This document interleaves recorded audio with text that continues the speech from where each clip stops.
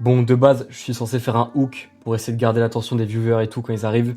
Mais là, j'ai tellement rien à dire sur le match. Bref, débrief. Bayer Leverkusen Bayern 3-0. Simple, efficace. Compagnie, qui es-tu vraiment? Moi, c'est Matinho, 5ème vidéo de la chaîne, nouvelle qualité. Pour la première fois, je suis en 1080p. C'est le luxe ici maintenant. Donc abonnez-vous, clochez, likez et on est parti. Avant de commencer, j'essaie de faire quelque chose de nouveau avec ce débrief. Cette fois-ci, je vais le sortir vraiment après le match, comparé aux autres débriefs où vraiment je l'ai sorti le lendemain, où j'essaie de faire plus de montage, etc. à mon niveau bien sûr. Mais là, j'essaie de faire quelque chose de plus léger.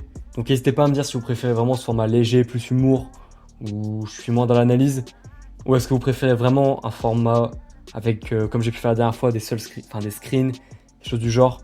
Parce qu'aujourd'hui, le seul screen que vous aurez, c'est un screen d'une basique que j'ai trouvé super belle, voilà.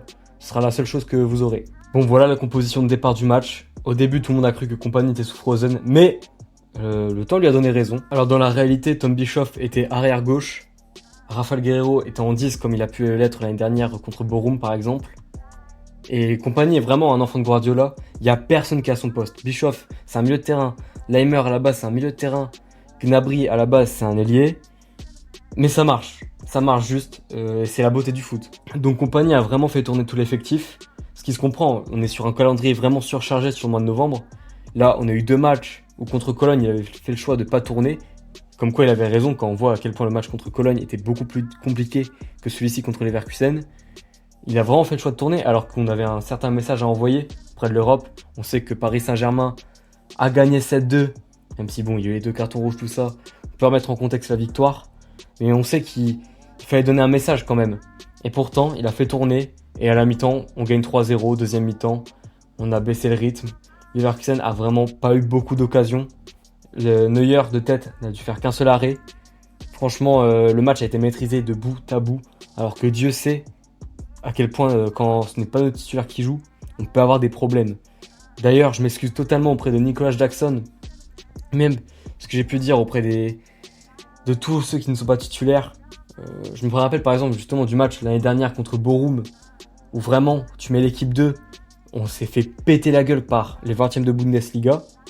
Et là, c'est notre équipe 2 contre une équipe compétitive de Bundesliga. Je sais plus exactement combien tième est Leverkusen, mais de mémoire il devait être 4e. Je sais plus, je dois jouer avec Dortmund, je sais plus trop.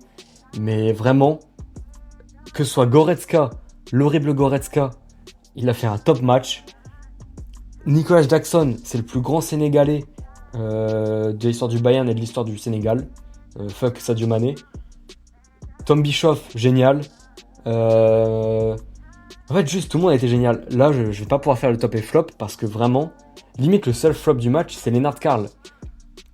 Et encore, c'est vraiment méchant. Le gosse a 17 ans. Donc vraiment, le match est maîtrisé de bout en bout. Limite, le plus décevant, c'est nos entrées. C'est donc Diaz, Olysée et Kane quand ils sont rentrés en jeu. Mais en fait, ça, il n'y avait rien à faire. C'était non, vraiment match maîtrisé.